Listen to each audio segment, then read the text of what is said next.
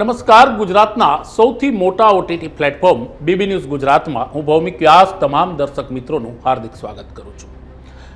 ગઈકાલે ગુજરાત એટીએસ એટલે કે એન્ટી ટેરરિસ્ટ સ્ક્વોડે અમદાવાદ એરપોર્ટ ઉપર એક મોટું સર્ચ ઓપરેશન કરી 4 આતંકીઓને ઝડપી લીધા હતા. આ 4 આતંકી શ્રીલંકન નાગરિક છે અને કહેવાય છે કે તે ચેન્નઈથી અમદાવાદ ફ્લાઇટમાં આવ્યા હતા. સેન્ટ્રલ એજન્સીઓના ચોક્કસ ઇનપુટના આધારે Ahmedabad airport, Ahmedabad bus depot, Ahmedabad railway station ઉપર ગુજરાત એટીએસની છેલ્લા અનેક દિવસથી વોચ હતી. ગુજરાત એટીએસની વિશેષ ટીમો અહીંયા વોચમાં હતી અને આખરે ગઈકાલે તેમને એક ચોક્કસ બાતમી મળી અને આ ચોક્કસ બાતમીના આધારે આ 4 નાગરિકોની ઓળખ કરવામાં આવી. આ 4 શ્રીલંકન નાગરિકો છે અને તે આઈએસઆઈએસના સંપર્કમાં હતા, એટલે કે તે આતંકી હતા. ગુજરાત એટીએસનો દાવો છે કે જો આતંકીઓ ન પકડાયા હોત તો ગુજરાતમાં તે લોકોનો કોઈ ખતરનાક પ્લાન હતો. આપને જણાવી દે કે મોહમ્મદ નુસરત, મોહમ્મદ નફરાન, તેની સાથે મોહમ્મદ રસદીન અને મોહમ્મદ ફરીસની ધરપકડ કરી છે. આ લોકોની ભાષા જાણવા ગુજરાત એટીએસે દુભાષિયાઓની મદદ લીધી છે. આખું જે ષડયંત્ર છે, એટલે આ લોકોને જે પ્લાન કરવાનો હતો આતંકવાદીઓને, તે આખું ષડયંત્ર શ્રીલંકા અને પાકિસ્તાનથી ઓપરેટ કરવામાં આવતું હતું. ગુજરાત આમ બી દેશનું રોલ મોડેલ છે. પ્રધાનમંત્રી નરેન્દ્ર મોદી ગુજરાતથી છે, કેન્દ્રના ગૃહમંત્રી અમિત શાહ ગુજરાતથી છે. તેથી ગુજરાતની શાંતિને દોડવા માટે પાકિસ્તાનમાં બેઠેલા એક આરોપી કહેવાય છે, ગુજરાત એટીએસનું કોઈ છે કે એક આરોપી છે અબુ, શ્રીલંકન નાગરિકો જે હતા, જે આતંકીઓ હતા, તેને ઈમેલમાં ફોટો અને લોકેશન મોકલતો હતો. એટલે કે આખું ઓપરેશન પાકિસ્તાનથી ઓપરેટ થતું હતું અને પાકિસ્તાનથી તેને દિશા નિર્દેશ અને માર્ગદર્શન મળતું હતું. આપને જણાવી દઈએ કે ચિલોડા જે છે, અમદાવાદની પાસેનું નાનું ચિલોડા, ત્યાં નર્મદા કેનાલનું લોકેશન પણ મોકલ્યું હતું તેમણે. અને આ 4 આતંકીઓની ધરપકડ બાદ તેની અત્યારે પૂછપરછ ચાલુ છે. અને નર્મદા કેનાલની બાજુમાં એક અવાવરૂ જગ્યા હતી જેમાં તેમણે હથિયાર મૂક્યા હતા, જે ગુજરાત એટીએસે જપ્ત કર્યા છે. 2 પિસ્તોલ મળી છે ને 20 જેટલા કારતૂસ છે. આ બંને પિસ્તોલ લોડેડ હતી. આપને જણાવી દઈએ કે આ બધા ઘટનાક્રમ વચ્ચે હવે તપાસ એજન્સીઓએ તપાસનો ધમધમાટ શરૂ કર્યો છે. ગુજરાત એટીએસ સામે તે પણ પડકાર ઉભો થયો કે હવે સ્લીપર સેલને શોધવું પડશે ગુજરાતમાં. એક સમયે ગુજરાતમાં સ્લીપર સેલ કાર્યરત હતું પણ તે નાબૂદ કરી દેવામાં આવ્યું હતું. પણ ફરી પાછા એ સવાલો ઊભા થઈ રહ્યા છે કે શું ગુજરાતમાં આઈએસઆઈએસનું સ્લીપર સેલ સક્રિય થયું છે? ગુજરાતના શાંતિને દોડવા માટે પાકિસ્તાનનું કનેક્શન ફરી એક વખત સામે આવ્યું. ગુજરાત એટીએસની જો વાત માનીએ આપણે કે તેઓ બાતમીને ડીકોડ કરવા માંગતા હતા. રેલવે, એરપોર્ટ, આ બંને જગ્યાએ તે લોકોને એવું ચોક્કસપણે ખ્યાલ નહોતો કે આ બંને એક જગ્યામાંથી આતંકીઓ ઉતરશે. અને તેને જે ઇનપુટ મળતા હતા એમાં તેને ઇન્ડિગોના ફ્લાઇટનું લિસ્ટ મળ્યું. ગુજરાત એટીએસે આતંકીઓને કેવી રીતના શોધ્યા? ગુજરાત એટીએસને ઇન્ડિગોના ફ્લાઇટનું લિસ્ટ મળ્યું અને તેમાં તેને ક્યાંક શંકા ગઈ કે ચેન્નઈથી આવતા 4 શ્રીલંકન નાગરિકો શંકાસ્પદ છે. જેવા તેઓ અમદાવાદ એરપોર્ટ ઉપર ઉતર્યા તેને દબોચી લેવામાં આવ્યા.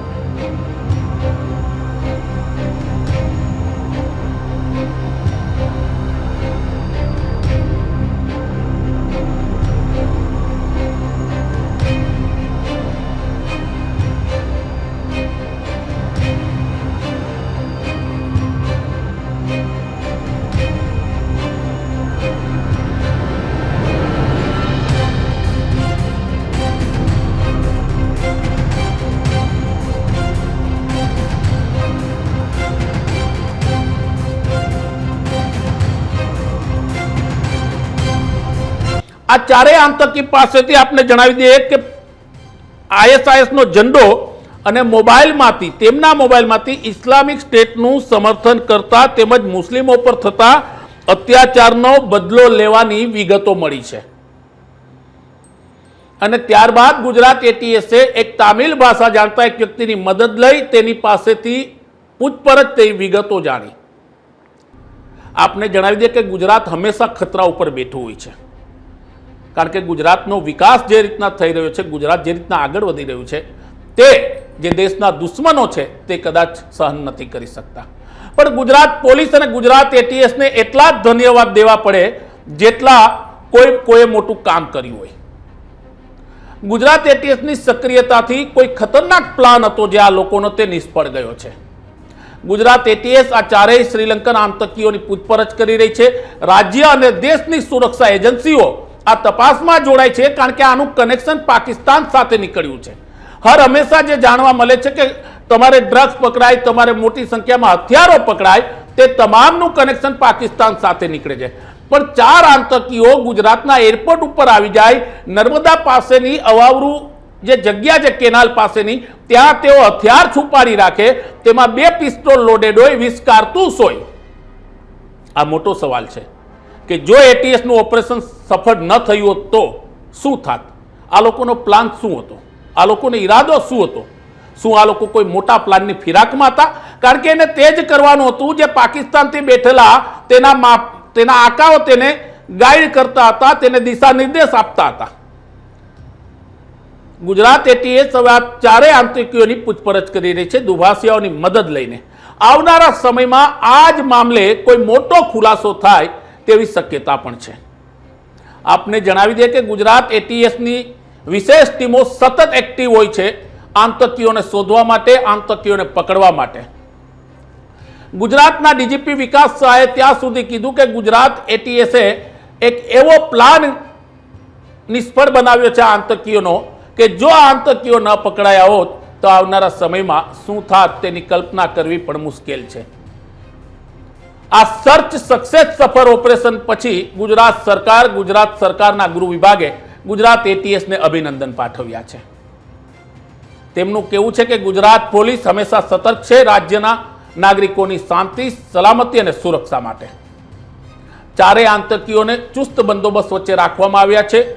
તેની પૂછપરછ કરવામાં આવી રહી છે અને તેની પૂછપરછ કર્યા બાદ તેના રિમાન્ડ માટે કોર્ટમાં રજૂ પણ કરવામાં આવશે. તારીખ 18 મઈના રોજ ગુજરાત પોલીસના એન્ટી ટેરરિસ્ટ સ્ક્વોડમાં ફરજ બજાવતા ડીવાયએસપી શ્રી હર્ષ ઉપાધ્યાયને એક ખાનગી બાતમીદારથી એવી માહિતી મળી હતી કે 4 વ્યક્તિઓ કે જેના નામ છે મોહમ્મદ નુસરત, મોહમ્મદ નુફરાન, મોહમ્મદ ફારિસ અને મોહમ્મદ રસદીન, એ 4 વ્યક્તિઓ મૂળ શ્રીલંકાના વતની છે, શ્રીલંકાના રહેવાસી છે અને આતંકવાદી પ્રતિબંધિત સંસ્થા ઇસ્લામિક સ્ટેટના સક્રિય સભ્યો છે. અને એ 4 લોકો સંપૂર્ણપણે આઈસિસની જે આઈડિયોલોજી છે એ આઈડિયોલોજીમાં રેડિકલાઇઝ થઈ ગયા છે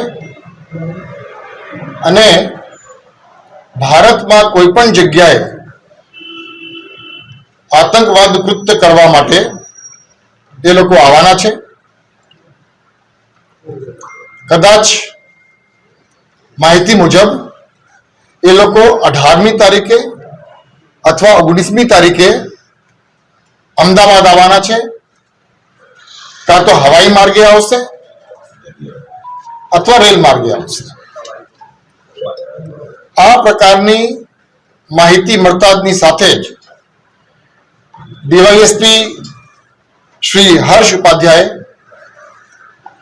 એન્ટી ટેરરિસ્ટ સ્ક્વોડમાં ફરજ બજાવતા વરિષ્ઠ પોલીસ અધિકારીઓ સાથે આ ઇન્ફોર્મેશનનું શેરિંગ કર્યું, ઇન્ફોર્મેશનનું એનાલિસિસ કરવામાં આવ્યું અને આ બાતમી અનુસંધાને કરવાની થતી અલગ અલગ પ્રકારની કામગીરીની સ્ટ્રેટેજી બનાવવામાં. પ્રાથમિક માહિતીમાં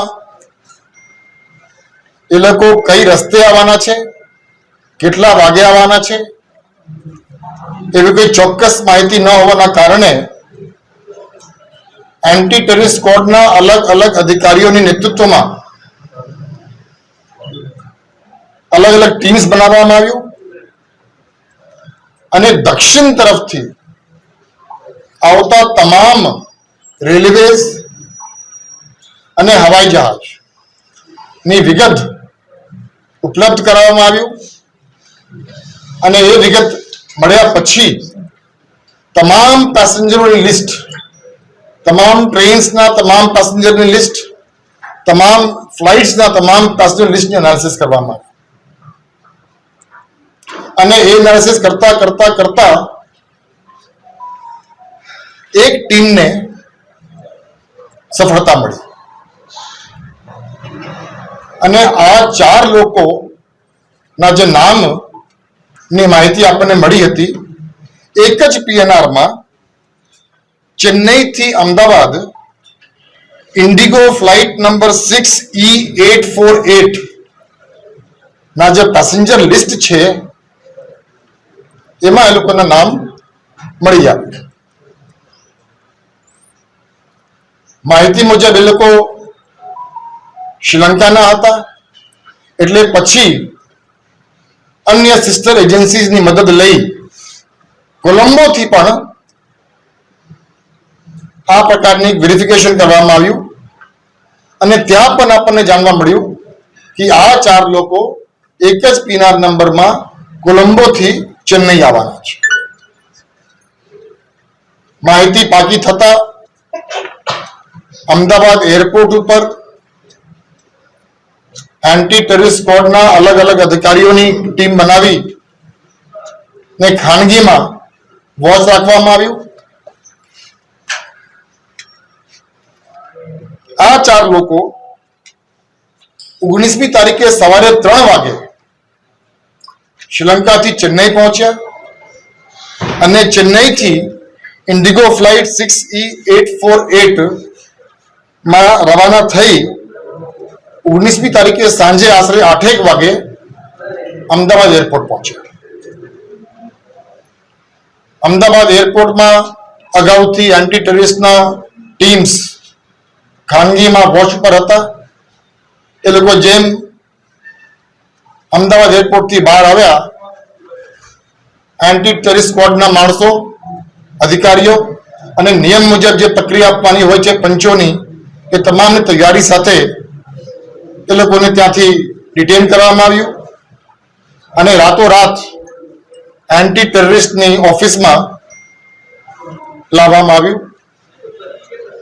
એરપોર્ટમાં પ્રાથમિક રીતે જ્યારે ડિટેન કરવામાં આવ્યું ત્યારે ઇંગ્લિશમાં એ કોઈ નામ પૂછતા જે માહિતી આ 4 નામો હતા એ જ 4 નામો એ લોકો હોવાના કારણે એ લોકો છે એ પાકું થતા એન્ટી ટેરરિસ્ટ સ્ક્વોડની ઓફિસમાં લાવવામાં આવ્યું.